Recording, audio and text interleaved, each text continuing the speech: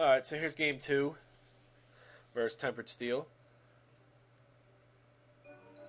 Alright, so not a bad keep here. I have Tumble Magnet, which I sided in.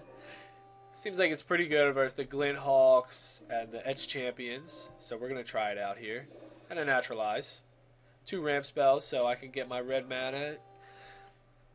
And his opener wasn't that great. So we are thankful for that.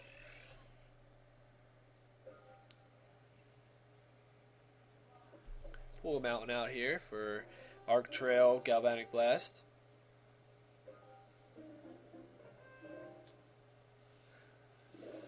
He drops a Glint Hawk, but we have a Tumble Magnet for him.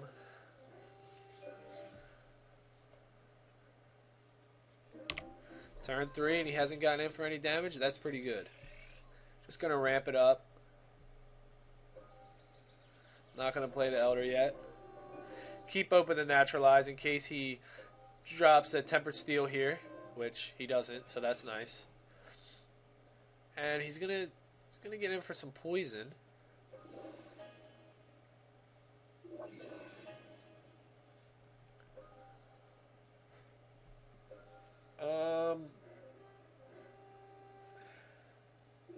So I'm just gonna let him attack here.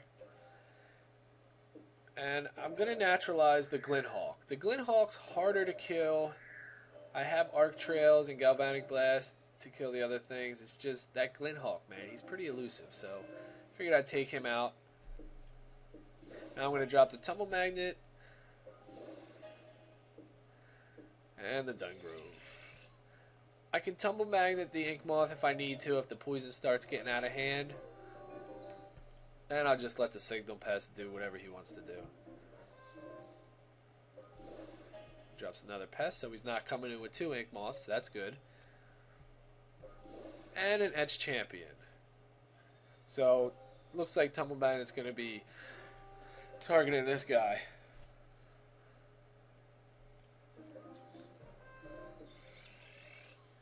Drop a bird. And drop a Dungrove. So we're just setting our board up here. We're not going to attack. He could just block with the Edge Champion. It just makes no sense. So he's going to activate a Spell Bomb, draw a card, and drop a Mirror. Hopefully he doesn't have Tempered Steel. He doesn't. And I'm just going to tap. Just going to tap the Ink Moth. I don't want this poison to start adding up here. And I'll just let him get in for his 2 points. Next round, I think I'm going to get on the offensive. I have Dungrove, and I could also Wolf Run him up to give him some trample. So, at Tumble Magnet, the Edge Champion, leaving it open. Attacking with 2 5/5s. He decides not to block either one. So the race is on. I keep the bird back here just to block for an Ink Moth. But he dispatches it. Because with the 2 Ink Moths and the 2 Signal Pests, he could get in for 4. And that's going to turn me to 6. So it's a quick clock. But I pretty much have him dead to rights here. He does have 2 cards in hand, but the hexproof of this Elder is really proven to be, it's pretty damn nice.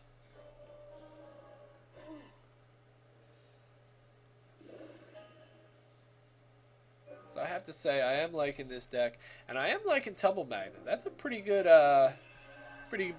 card out of the sideboard here. Otherwise, he would just be able to chump here. Now I have 2 6/6s. One of them's got trample, so that's game. He's going to activate his bird, but it's still game over.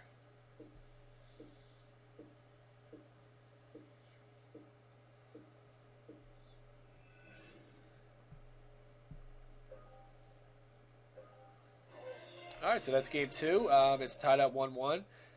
Definitely Dungrove all-star this game, and Tumble Magnet really coming through here big time.